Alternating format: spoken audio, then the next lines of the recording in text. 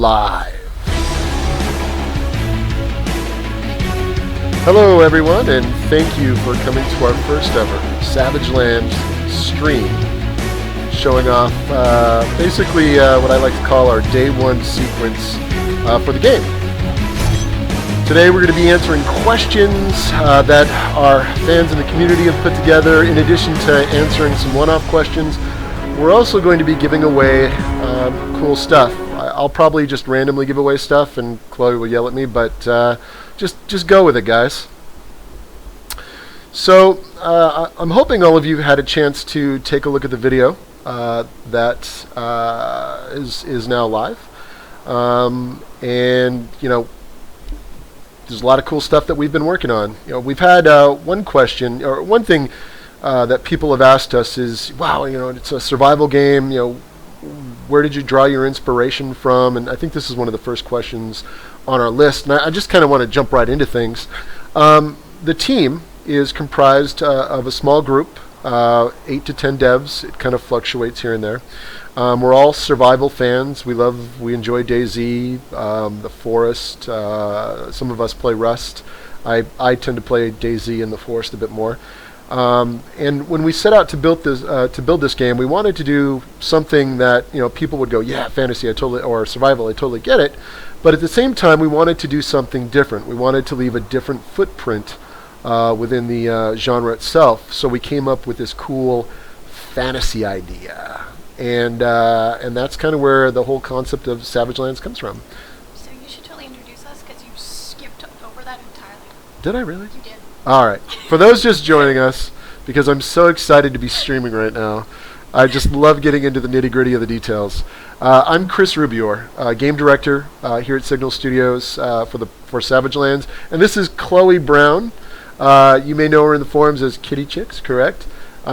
She is your awesome community manager who will help facilitate lots of cool stuff in the community, activities, and answer a lot of your questions. I hope I don't die. I may have to restart. I'm looking at some stuff. So what you're seeing right now is, this is our first stream, by the way, so it could seem a little chaotic. A little chaotic. So we thank you guys for coming. Today we're going to show off the game. We're going to go over what I call the day one sequence, which is you starting off in this really crazy, you know, gritty world that we've created for the Savage Lands. So I'm hoping everybody's seen the trailer, which is kind of a prelude, kind of gets you familiar with what you're going to see today. I'm also going to show off some of our UI, like our inventory, some basic crafting, and talk about all these cool things that you see on screen. We'll also be answering a variety of questions that Chloe will be throwing at me throughout the stream. So, you know, please, and if you have other questions, don't hesitate to pop them in chat. Chloe will do her best to keep track of them. And we're also going to be giving away cool stuff. Keys to the alpha, and that'll be coming up soon, as well as some free Signal goodies like t-shirts and other things that I can dig up and just love giving away for the heck of giving away stuff. So, with that, let's go ahead and get started. I did that whole intro. That was pretty. That was all right, good. All right. So, Savage Lands. What is it? It is a fantasy. I should say it's an open world fantasy survival game. It fits within that genre of games like DayZ, The Forest, and you know, for us, we wanted to come into this genre, you know, to leave our mark, but do something a little bit different. And for us, the way to do that was building a fantasy game. Fantasy, what we love about high fantasy is that it keeps, it opens up the world to us. So we can add things at will to the game over the duration of years, and that's new content because it fits the fantasy theme. So if you want new dragons, if you want, you know, different types of skeletons, ghosts, you know, all sorts of cool stuff, you know, cyclops, giants, we can add all this stuff, no problem, and it'll fit really well within the fiction that we've created. So, you know, that's one of the reasons why we kind of chose this really cool concept of open world fantasy survival. Unlike other survival games, you know, we won't have guns, but we will have bows and arrows. We'll have weapons that you can forge, armor that you can craft, and all sorts of other goodies. There'll be, you know, that you scavenge, you know, all the components you scavenge throughout the world.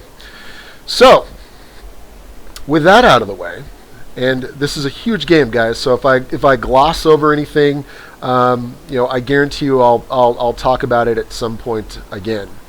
When you first start the game, you pretty much have washed up on the shores of this this really huge island. You don't know much about it other than, wow, okay, I need to get the basics. I need to survive, and to do that, there are some components here that have been left on the beach. We have some cured meat, cloth shreds, looks like a crude axe here, that will help get you started as a player. So to do these, to start out, all you have to really do is pick up items by simply hitting E, and all of that simply goes into your inventory. Our bottom bar that you see is essentially a hot bar that allows you to quickly cycle through a bunch of items. And then we have a really cool inventory system that you can use to collect stuff. You can see over here I have what's called a vicinity panel, and I really like this concept. I can say it was inspired by DayZ. I thought they did a really cool job with it.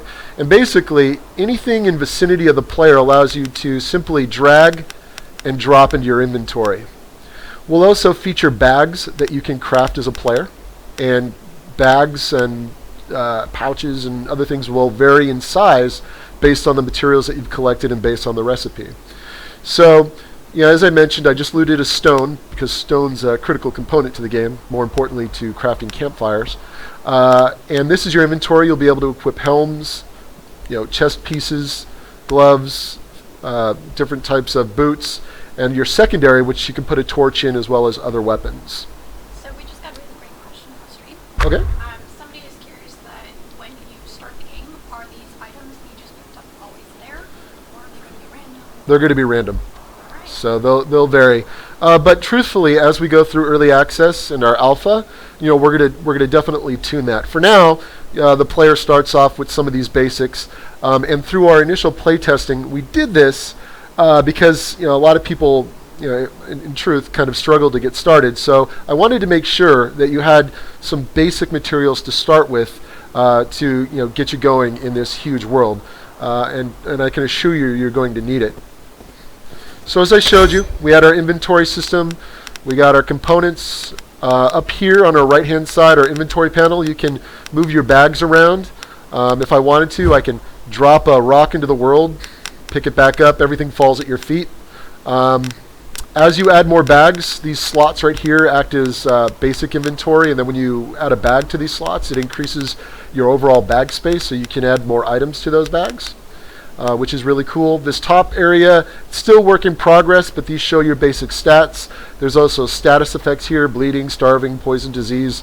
These will highlight based upon what you're currently being afflicted by. So I'll go ahead and shut that down.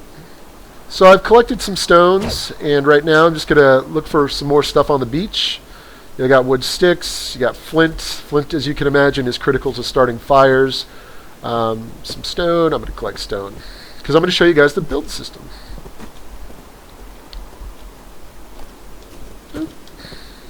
I also make sound effects while I'm playing. Alright.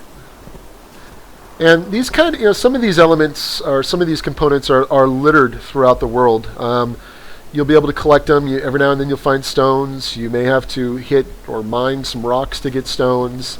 You can chop down trees, which, by the way, I'll show you guys. So you have the tree chopping is huge, lumberjacking.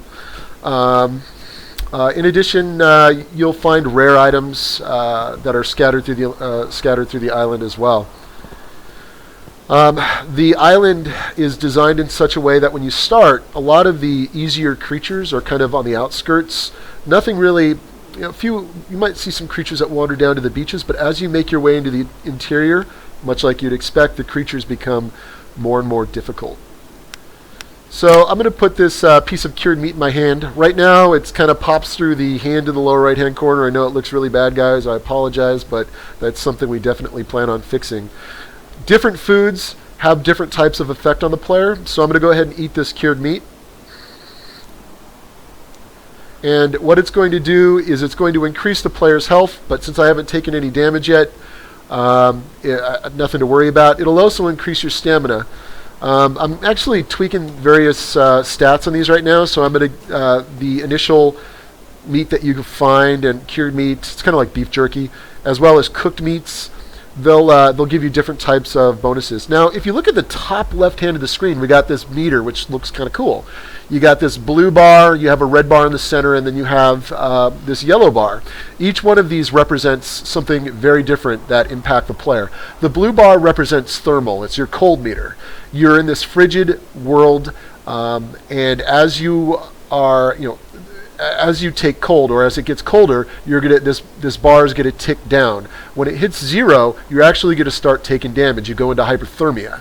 So it's very important to get clothes on or find shelter, especially at night, because the cold meter ticks down faster at night, and take shelter. Or if you're near a campfire will warm your meter, will warm you up, and it'll increase the overall stats on that bar.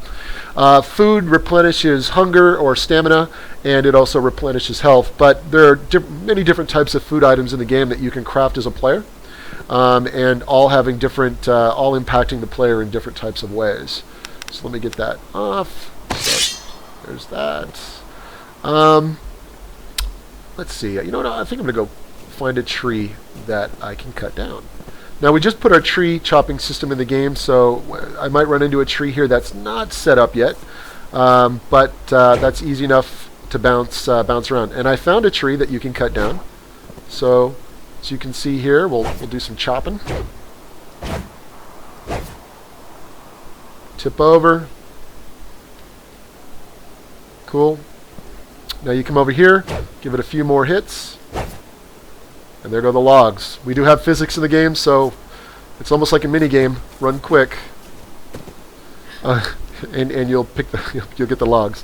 Now, I'd mentioned tree chopping. All of these systems kind of work in tandem with each other. You need stone to build certain types of, as a component to build certain types of structures. You need wood. Wood's very important. Wood is multifaceted in that it helps you build structures. It's also used to build campfires. It's also the fuel that you used for crafting and forging armor and weapons. So it's tree chopping is definitely something that you'll be doing a lot of in the game. So let's see, how much stone do I have? Let's see, I got flint, I got 2, I got 4 stone, 3 pieces of wood. I think I almost have enough to build a campfire. So I'm going to bring up our journal. Cool. This is much better than the last time I saw it. Oh yeah, we've been making progress leaps and bounds. So it's a journal. It's kind of this old book, kind of scribbled in there with charcoal. We wanted to try to blend it in with the world. It's still going through iteration, but first pass is not too shabby. We're going to build a campfire. To build a campfire, it's very simple. You go into your build diagram.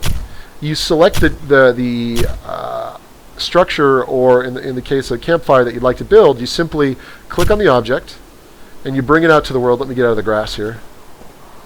And you pick a spot where it makes sense to build this. Now, the structure, when you have this silhouette, will change color. If you can't build in the area based on the incline, it'll turn red, or if there's other obstacles in the way. When it's green like this, you can go ahead and place the structure. So we'll go ahead and place it. Now it's telling me that great, it's placed. To apply the components, I simply got to walk up and hit E. I'm going to need 6 stone, I'm going to need 3 logs, and I'm going to need 2 flint. I know, looking at those icons, as long as I have, it's pretty easy to call out exactly what it is. So we're going to go ahead and apply the components to the campfire. And that's as simple as hitting E. And as the campfire is being built, you can see that it starts to come together. We got the logs in there, flint, but you know what? I'm missing 2 logs. Well, that's easy enough for us to find.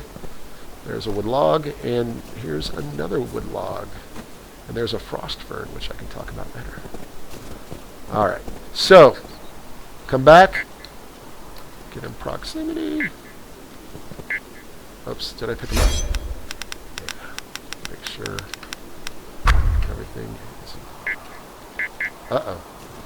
I think I may have found a bug. Look at that. I'll have to... Yeah, that's good fun. So let me show you how to craft torches.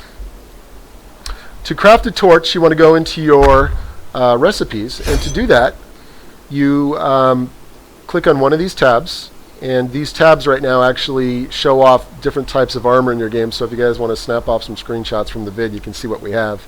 These are the different types of armor that you'll be able to forge. And then over here, this is your general components. That small patch bags, and these You need logs. Or stones, not logs. That's why you couldn't do it. It's not a bug. No, oh yeah, Dur. Thank you. That game dev guy. Is he sure? Does he sure know what he's doing? Anyway, so to craft a torch, I got two things here that I can craft. As you find components, the components have different types of rarity, and when they appear in your inventory, or if they are in your inventory, those items that you can craft and forge will appear over here on the left-hand side on your recipes. So luckily, we have all the components for a torch, which is something that you're going to need definitely at night. To do that, you simply hit the craft button, and there we go. We got a torch. All right, now let me go find stone because I was looking at logs. All right. They're around here. Or, you know what I could do is find another tree. No, but I like collecting. I'm one of those harvesting collector guys. All right. Well, you know what? Let's go find a tree. Get out my trusty stone axe or crude axe. Now, as I mentioned, we're still setting up all the trees. Luckily, I found another one. This is cool. Everything's coming together. Oh, getting closer. All right, take a chop out. And yes, there will be particle effects shortly for tree chopping.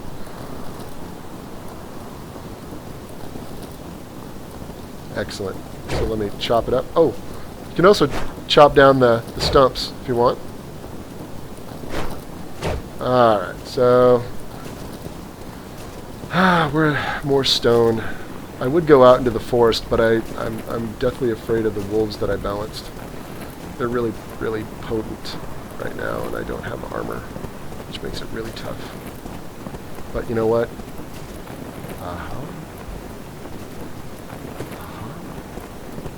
Alright. So now that I've found stone, we're going to apply it to the campfire. And there we go. We have fire! Since I'm going to warm up here, this will be a good opportunity to answer questions. Alright, so, been asked in stream, been asked on Steam. How many people are working on Savage Lands? Right now we have, it ranges between 7 to 10 developers. Normally, we usually have 8, but we have a good team, a small team of seasoned developers on the project. Myself, I oversee the design and content implementation. We have 3 incredible coders that work over on the digital DNA side. These guys are amazing and really put a lot of work into the engine, making it really easy to work in the engine, add and build out this world. Our art director is also over on the digital DNA side. He's helped flesh out the world, the overall style, and he's done a fantastic job of bringing this world to life. For those that I don't think I mentioned it, we drew inspiration from Game of Thrones for this world. We also some inspiration from games like Skyrim to kind of help build our fantasy world. But yeah, Game of Thrones, kind of up near Winterfell, is where we were. That whole kind of landscape is what we were really thinking when we set out to build this game. Again, it helps differentiate us from a lot of other games out there. Over on our side, over on Signal, we have we got a lead animator, we have our lead character artist. We also have a few other artists that are helping out with the armor sets. So it's a small team, seasoned, really talented. And it's a really exciting group of time for all of us to be working on this game. What else you got? Okay, so I'm going to respond or repeat my question. Okay. Are we PC exclusive? And if we are we going to support Mac or Linux? So for early access, are we PC exclusive was the question. For early access, we will go in as PC. But again, the beautiful thing about early access, it gives us time to evolve the game, better the game, and being multi-platform is part of our development roadmap, but not until sometime after we go early access. Okay. Talk about recommended specs for the game. The recommended specs, and it's been a while since I've looked at them, but we have them up on our Steam page. Relatively, one of our goals was to be in line with other survival games. So we're really close to being in line with what DayZ uses or has as their min spec. But in truth, those could lower. The specs could get lower based on optimization passes that take place from the code team. So it all varies as we move through early access. Those specs could very well change. What are a few aspects of Savage Lands that you think really makes it stand out from other survival games? For us, and right now I'm starving, by the way. You should leave that. What the question is, what makes Savage Lands? What are the key pillars that we believe make it stand out from other survival games? In my opinion, one of those is the fantasy aspect. The fantasy, nobody does fantasy. Nobody really does fantasy. You know why? Because fantasy requires a lot of work, especially if you want a rich world filled with tons of content, different types of creatures, the different types of armor that you got to have, and the different types of weapons. But for us, we felt that would give us, make us stand apart from the other games out there because it is so different. And, fantasy appeals to a lot of people. It's one of those really cool fiction, it's that fictional wrapper that a lot of people can kind of get behind. I love the zombie games and they're really cool. But for us, we really wanted something fictionally different, and the fantasy core pillar was very important. Another core pillar of the game was ease of use. Really going into it, streamlining the controls. We didn't reinvent the wheel in a lot of categories, inventory, crafting, but we wanted to make sure that all of our controls and our UI and everything was really easy to understand. You could craft no problem. It was intuitive. Being intuitive is a critical component to our thought process. So again, that was a core pillar. I played some games that were a little complicated, I found, for the initial player experience. So we wanted to make sure that anybody can pick up the game and play, but the real depth came from exploring the world, finding the things you needed to build out your character, and just have fun. Another pillar, was for the game was just our overall map layout. Something very different. We have this really cool frozen, frigid world. And again, this kind of ties back to our fictional wrapper, but this really huge island. It is a multiplayer game, so you'll be able to play with your friends. That you can explore. There's a lot of cool places in this world that you can find and have a lot of fun with. So we're really excited about that, bringing this game to life and bringing something that we feel will be very different to the genre that you really haven't seen before. Now, I know that there are a couple other games in the works, and some games have hinted at, or have slight fantasy elements with it, but I believe we're going to deliver that hardcore survival Skyrim, meets, as they're saying on the net right now, Skyrim meets the forest, which is really positive for us. It really pleases me to hear that game. So we're super excited. One more, and then I'll make our way to the village. All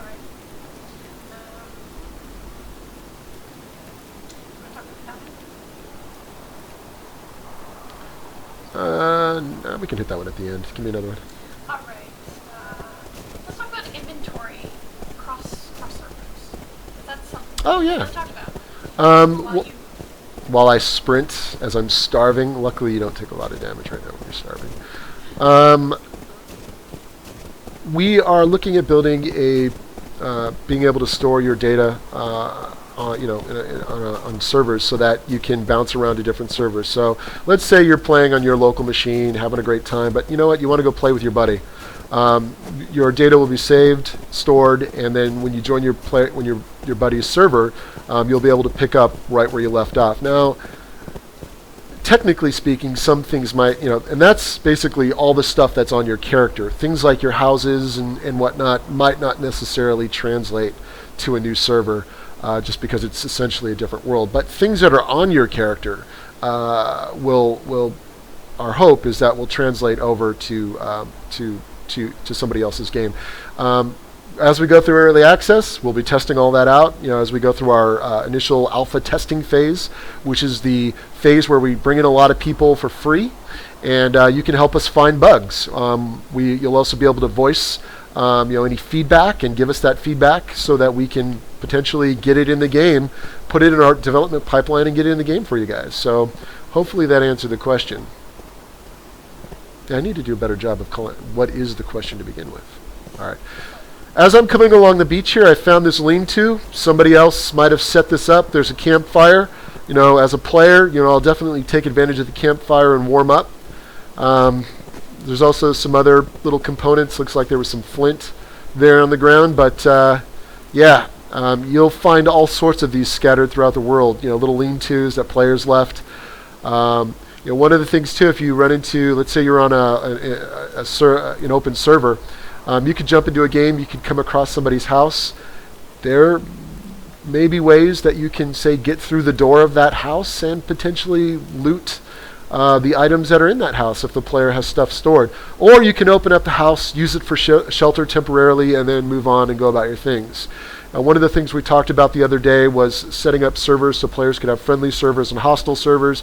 Friendly servers are more co-op focused, where hostile servers, as you might guess, you can kill other players, loot their stuff, and we don't necessarily want to bar or kind of pigeonhole players into a particular type of way to play, but at least give them some options that if they want to play cooperatively, they can. That's something we're still talking about right now, because we got a lot of other stuff in the pipeline, and that may come online either right when we go early access or soon after.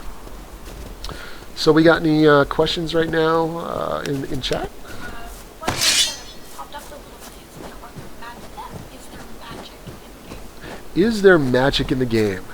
Again, yeah. I don't want to ruin everything. We have big plans for magic, so I don't want to go into great detail right now. But there will possibly be magic. That's There will be magic. There will be magic. All right. And the beautiful thing about our world is everything. It's evolving. So, and that the magic will definitely tie into the fiction of the world as well. Hey, look! There's a deer. What's that? Combat. Yeah, Combat is I'm watching out for the wolves. The wolves scare me the most. you need Yeah. to go, All right. go kill them. So I don't have a bow, and as you can imagine, it's going to be pretty tough. I'm right near the first village that I wanted to show you guys. Let me talk about our AI, because I believe our AI is amazing. It was really well done by one of our coders, John, who is just phenomenal at knocking stuff like this out. The AI is built in such a way that all the creature types have different AI. For example, the deer, they kind of meander through the forest. They have different ranges to you when you're running in. We have 3 different types of movement. So there's a kind of a slow walk, jog, and run. If they see you, there's a line of sight system in the game. They will flee, which means they'll run. And trying to run up on a deer with an axe is kind of a difficult thing to do. The line of sight system is neat in that, if you were to see a wolf, you could literally hide behind a tree, or you could run over to a bush like this and hide in this bush, and be very quiet, not move, and the wolf will walk right on by. Same goes for various other types of creatures in the game. So I kind of just gave something away there, which is all the trees and low-lying bushes that you see here can be used to block line of sight on creatures. So if you want to creep up on enemy creatures and get the first attack in, you can do that, which is really cool. But back to the AI. The AI wanders around the world. It has collision avoidance, so they'll actually move through these trees without running through them. And what I love about the collision avoidance system is that if you were to run inside a house and close the door, they're not going to run through the geometry. They'll actually, in the case of, say, wolves, they'll circle around the house until they lose interest, and then they'll run off. They'll go about their business. Otherwise, if you're out in the open, yeah, good luck. Hopefully you have a good weapon that you can, or you're equipped with some decent armor to take on a pack of wolves. Wolves will you'll see them either as an individual, or you'll see them in packs. The pack mentality logic that we have is really cool. If one wolf hears you, it'll actually look, and if it sees you, it'll howl and alert the pack. And if the pack has moved on, that pack will actually turn and attack you and chase after you. So really cool AI logic that's super exciting, and we think players will really enjoy. As you may have seen in the video, we do have a dragon in the game. The dragon has his own logic. Basically, it's very organic. He'll fly around. There's no scripted paths. He flies around and just does what he wants. If you catch him, or if he sees you in his aggro radius, you will die eventually once we get his whole attack logic in.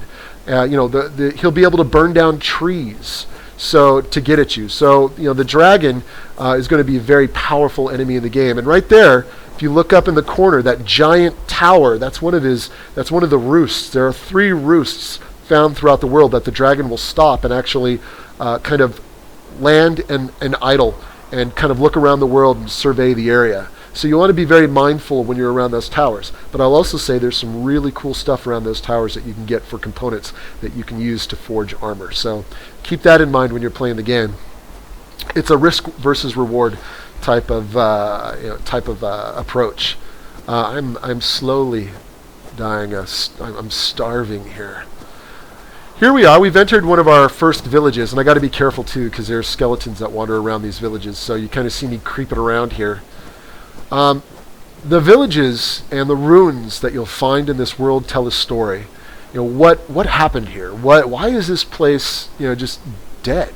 At some point it looks like there were villages, but now they're in shambles. What happened to this world? So we're setting up all of these various areas to tell unique stories, especially in different parts of the island. Each area will feel unique and distinctly themed. Right here you have this kind of broken down dragon statue, so obviously these guys, there's something going on here that I don't want to give too much away. And luckily for us, there's some apples here. Doot, doot. I'm going to go inside this house because I really don't want to get attacked by things. I'm going to equip these apples so I can eat them because I'm really, really hungry right now. Alright. Yay! Alright. 2. Excellent. I'm getting some stamina back right now. I'm getting health back. As you can see, these are like super apples that I put in there for me. But you'll find things like apples, cured meat. When you kill deer in the world, you actually get raw meat. You kill boars in the world, you'll get raw meat. You'll need a campfire to cook those things. It looks like our time of day is changing. We do have a full night and day cycle. It's set up right now to move relatively quickly, so you see the sun kind of changing position. And what's going to happen over time is bad things come out at night, by the way. But these creatures that come out at night drop some really cool stuff. Yeah, so time of days, right now we're in kind of dusk mode, which is really cool. But that'll all be tuned by the time we go alpha. Alright. We'll run over here. In this village over here, there's a forge. I actually put this in here temporarily. As a player, you'll actually be able to craft forges, and you'll be able to put these inside your house, which is super awesome. And to craft things like armor, you're going to need to be in proximity of a forge. So if I wanted craft this executioner, craft these boots, you'll see here that in the middle of the or in this center panel, it says forge required. So as long as you're in proximity of the forge, you'll be able to craft it. Of course, you need to have all the components like high quality ore, cloth shreds, leather hide, wood logs for fuel, and of course strong sinew. You'll also find unique features like, oh hey look, here's a bone pile. Well, that must be the villagers. So there's a human head that I'll pick up. You can build these really cool skull effigies that you can put around your houses if you want, if you have enough of these. You can get human heads every now and then. These will be set up to be rare in various areas. You can also acquire human heads from other players that you kill, which are they're used in various recipes in the game. So let's talk a little bit about how building works and how building as a team works. Sure. I'm going to bring up a structure. Keep in mind, I don't have a lot of components. I'm also in a very dangerous place. So if I get attacked and I die, which is highly unlikely, of course, bear with me. But I'll go ahead and bring up the journal. We'll go to we're on our build diagrams right now. Town Hall is one of the superstructures that you can build in the game. But for right now, I'm going to build a wooden shack. And you can see here, I'm kind of moving around. It's like, what's a good spot? Move around. I could build it right here in the center of town if I wanted to, and I think I will. And if you're working together as a team, what'll happen is everybody will be able to come up to the structure, and you can see that it says apply components, and I need looks like wood log and some wood sticks, 20 and 35. I believe I have a few of those on me. Not a lot. Oh, of course. Oh man. No! Yeah. Oh man. Oh. These guys are brutal. Oh. All right. Let's see. I'm working them. Oh. Whew. Oh, I got him. You'll be able all the creatures in the game, much like you'd find in an RPG, have lootable corpses.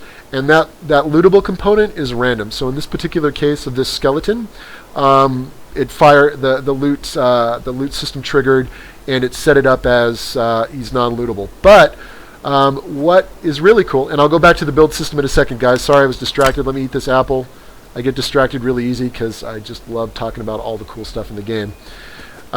What's cool about all the creatures in the game, if you see a skeleton walking in the game and he has a cool weapon, if you kill that skeleton, you'll be able to loot that weapon.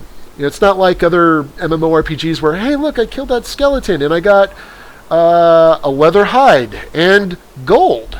No, in our game, you'll get bone and you'll get the weapon that skeleton had on him. And that goes for all creatures. So we wanted to set up the loot system for the creatures that logically kind of made sense with what they drop. And then you'll get these components, and then you'll craft them together to forge other components. Let me see if I got another apple.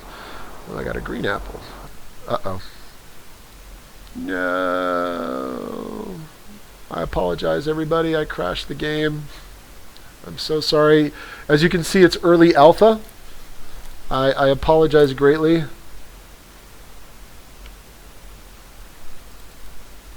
We'll just restart. So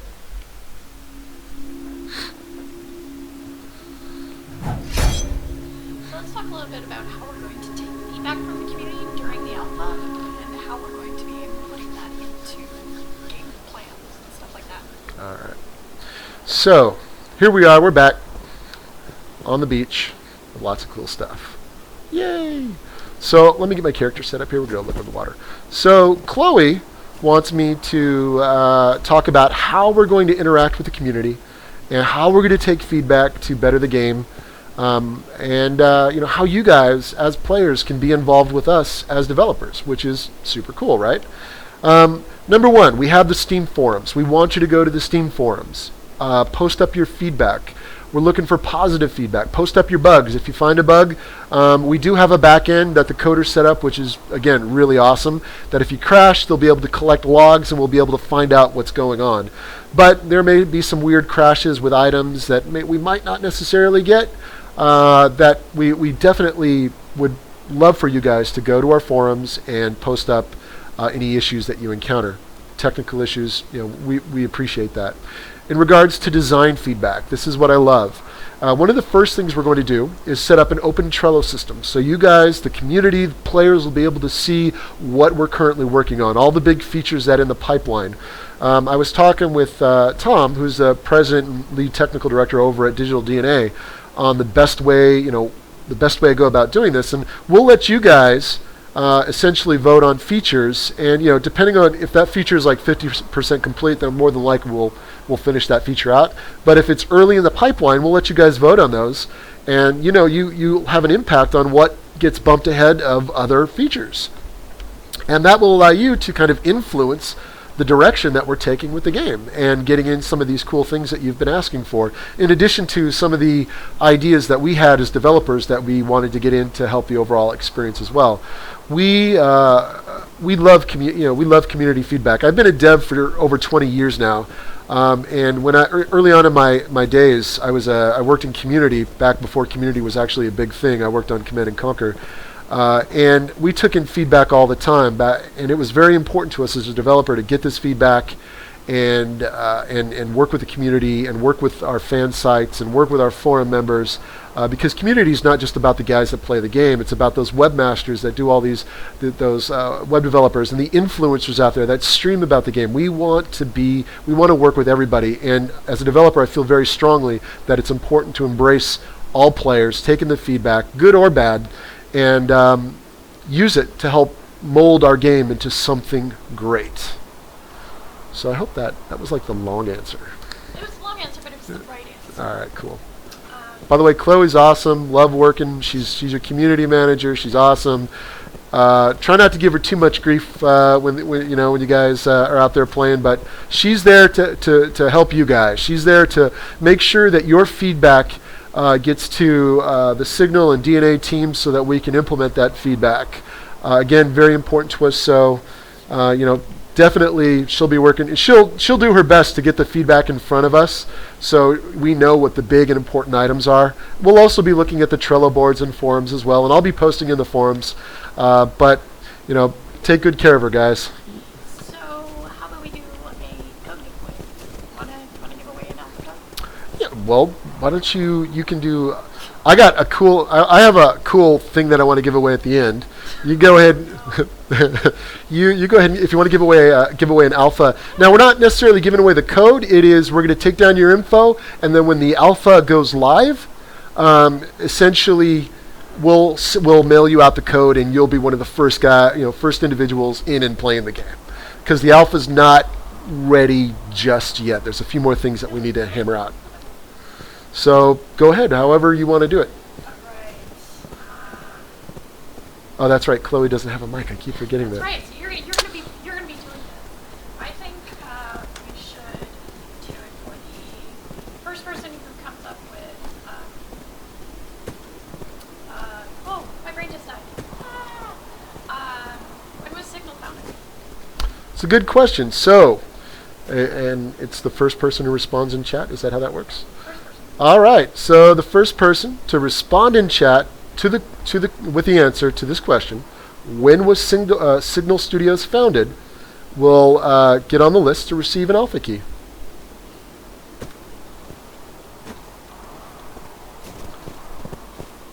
All right. I'm gonna go chop some trees, but I need my axe. There we go.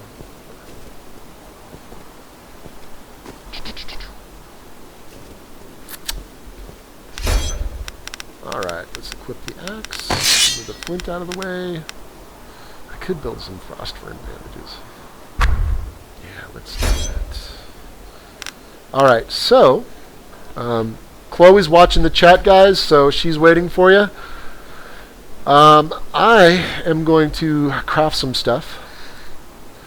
So, in the game, you'll find things like cloth shreds. And these will fall. You'll get these from things like skeletons that you might find them on the ground. Cloth shreds are important because you can do things like form basic bandages. Basic bandages are important because there are certain types of creatures that can cause you to bleed out, and bleeding just doesn't stop. So bandages, by applying a bandage to a wound, you'll actually stop the bleed process, which, trust me, is very, very important. We'll craft another one. All right. Need one more frost fern. And there are, once I craft a bandage, a basic bandage is good, but you may need to apply multiple bandages to stop the bleeding.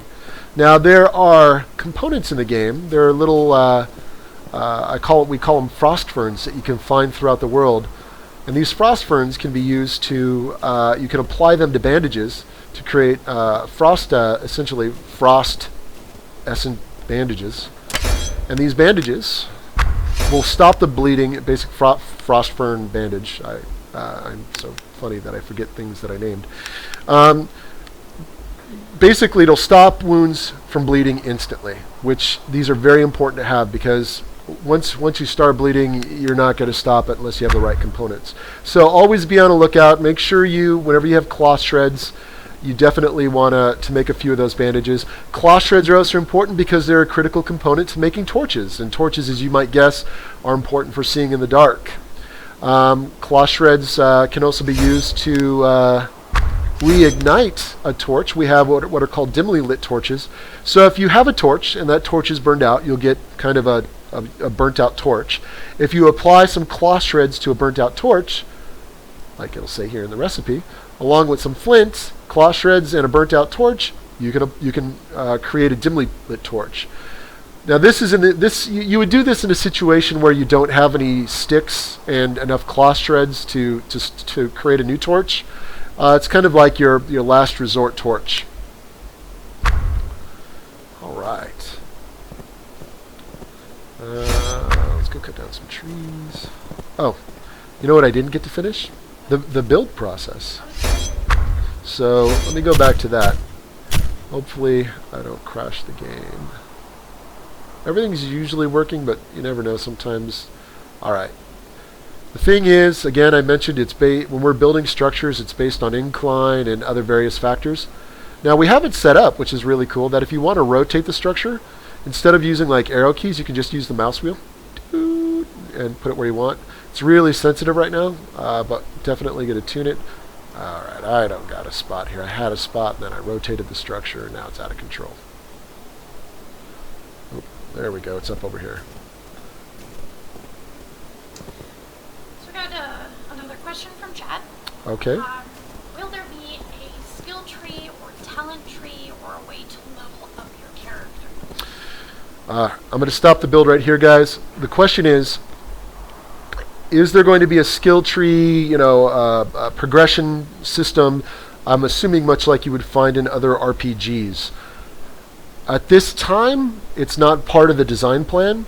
The progression for the player will come in the items that you craft and forge. So that was one of the things we kind of didn't go with. We wanted to do something a little bit different to break ourselves away from RPG and fall more into survival land. Now, that's not to say something like a skill system won't come online in early access. And we'll definitely evaluate it if a lot of people, it pops up in our Trello and a lot of people are asking for it. But we definitely want to make sure that we cater to that whole survival theme. Progression, our initial design was to build out the weapons. You forge these cool pieces of armor, and that symbolizes your status as a player in the world in terms of where you sit level-wise. You know a lot about these weapons and armor that you've crafted. You have a really cool house or town that you've crafted. So for us right now, that is the experience that we're building. All right, I gotta find a good spot. So while you're going back and doing this, we started to talk about the team building while you were talking. Yeah. And then you got attacked and you died and things happened. So. All right, so we were talking about team building before the game unfortunately crashed out. Oh boy. Could very Can you well. do it again? Yeah, I think it's a build system. Well, All good, guys. We'll show you something else. but let's talk about the team. So Rebuilding. when you're playing the game and you're working together cooperatively as a team, and you have a bunch of structures that you've placed in the world, anybody, friends can all apply components to those structures. So you may have a friend that's collected a ton of wood, another friend that's collected a bunch of sticks and stones, and anybody can essentially walk up to the structure and apply the components. And it's really simple and intuitive system that anybody can take part in. When you place a structure in the world, you'll see that really colorful silhouette. That's to let you know where the structure is going to build. If you leave it untouched, or if you haven't applied any components to it for 5 minutes or 10 minutes, that silhouette will eventually just vanish from the world. Now, if you applied components, then that time is increased, and we're doing that so we don't have a bunch of structures, half-built structures in the world that hundreds of them that kill performance. As you apply components to a structure, it will reset the timers so that you can go out in the world, collect more goods, and come back. And that goes for all your friends. They can apply components. Everybody can use the house, take shelter inside houses. Houses are important. Shelters are important because they do two things. They give you a place of shelter from the elements, so when you're inside a house, you won't take your thermal meter will not tick down as much. And you couple that with armor that you have on, you might not lose any heat at all.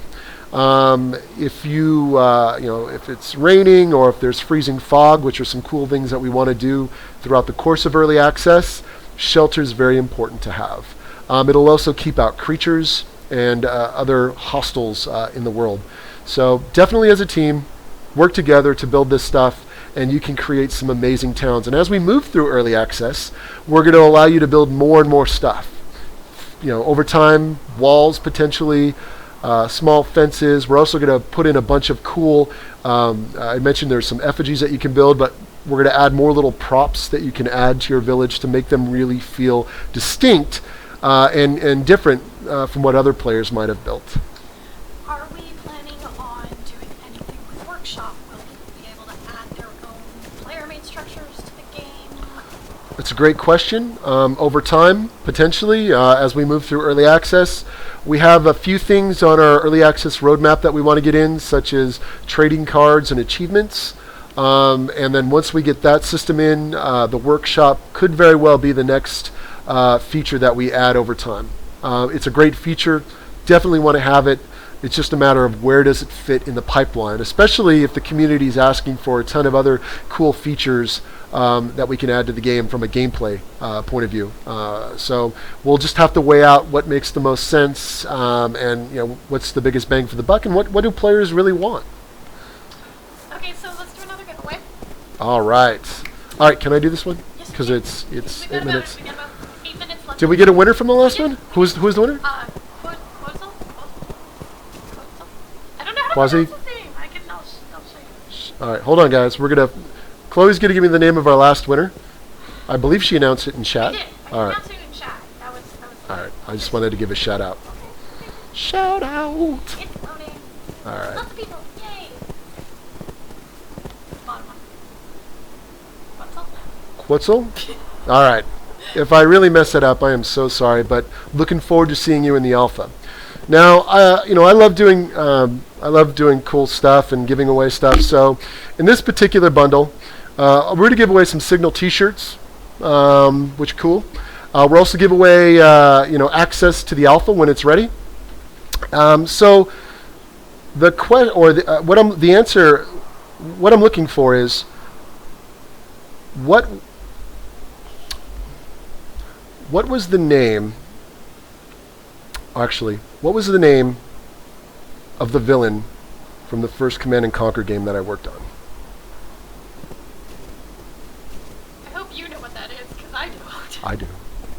It's the first game, one of the first RTSs I ever built. Chloe's gonna be, she's looking through, she's watching chat. So as soon as we got an answer to that, we'll keep you in the loop. But yeah, some Signal T-shirts, Alpha Key, And I may even do one more, Chloe, because I just love giving stuff away, by the way. Alright. As soon as you see something, let me know. So again, the question was, what was the name of the villain? Sean nailed it. Sean. The answer to that question was Cain. Well done, sir. All right. And if you've already won something, we're going to ask to kind of not participate in the next question. I will. I'll try. Just so that, we'll make sure that everybody gets a fair shake. When is the so the question is, when is the release date? Right now we don't have it set in stone. We're shooting for February. Early access, we're shooting for February. Our alpha, which is the test that everybody can get into, we're hoping will be in the next couple of weeks. It really comes down to just hammering out a few more bugs, some network coding tuning that we have to do, but we're very, very close. All right, so I have a question, which should be okay. very easy for everybody. Chloe has another question for everybody. What are the two big franchises? One for each studio. So what are two? What's Signal's main franchise and what's Digital DNA's main? All right, so what the question is? What are and this is one question essentially. What is what are the two big franchise, or what are the big franchises for each studio? What's the big franchise that Digital DNA created? What's the big franchise that Signal Studios is known for? And that's one winner.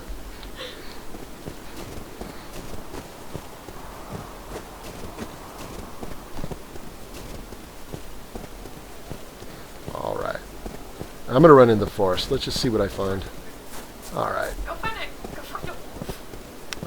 They're lurking around here. I can feel their eyes on me when the wolves are evil. I might know in my luck I'll run into a forest giant.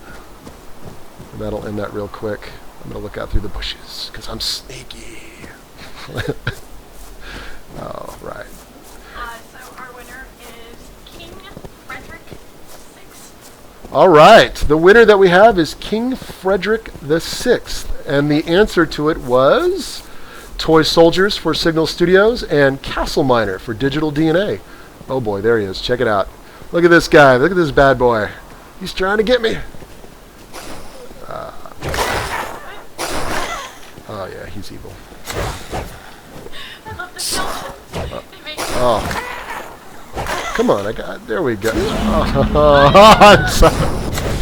Yeah, that was, yeah, there you go. Obviously I was not equipped for that encounter. Even though I thought I was not. And this is one of the things, you saw me die. It's very important to note that this, this is a harsh survival experience. So the creatures do a lot of damage. The better armor you have, the more damage that armor will absorb. So it's very important to have armor in this game. Creatures also have critical hits, so they can pierce armor, different types of armor, which is pretty cool. So they can inflict more damage on you, bite right through that armor. And armor has various tiers. We have leather, we have chain, and we also have plate. Plate being the some of the best armor that you can craft in the game. All right, I'm gonna get some stone. Get a campfire. I want to. Oh, you know what? I'm gonna run down to this lean-to.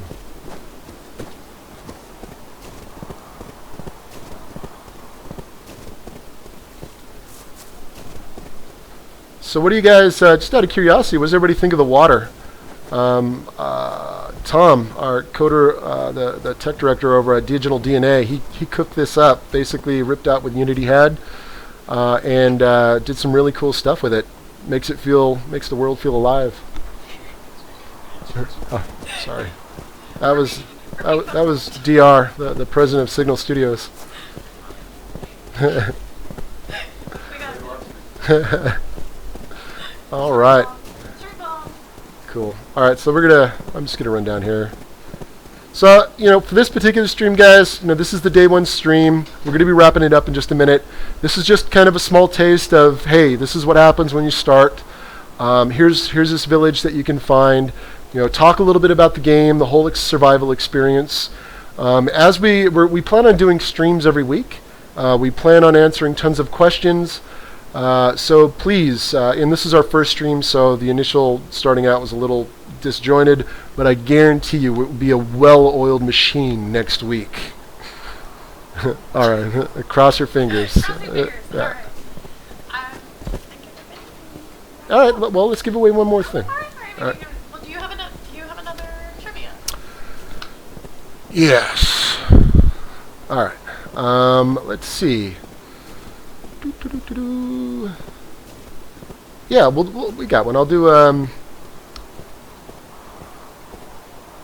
What is the name? We'll do this. This will be. We'll do this off of Signal's signature IP. What is the name of one of the signature characters in the Toy Soldiers franchise? What is the name of one of the main heroes? Call out one of the heroes. The main guy that we've used in all of our games.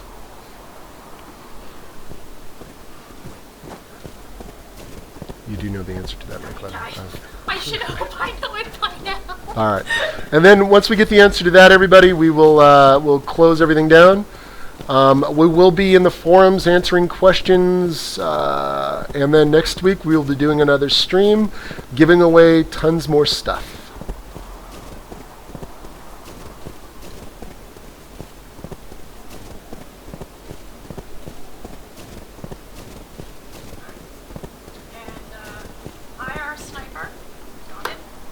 Congrats to IR Sniper. Well done. You, my friend, are now going to be in the alpha.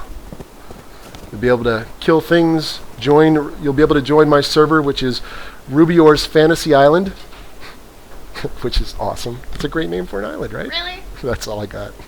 So, thank you guys. We're gonna close it down. Chloe she'll get in contact with all of you guys that are winners from the stream to get your contact info. So please hang around so she can do that and make sure that we need all your info because we want to see you guys playing. But in general, thank you very much for coming out. I am Chris Rubio, your game director for Savage Lands, here with Chloe Brown, Kittychix, community manager, and again, we're signing out. Thank you so much for stopping by. We look forward to seeing you guys in our forums on Steam. Have a great day.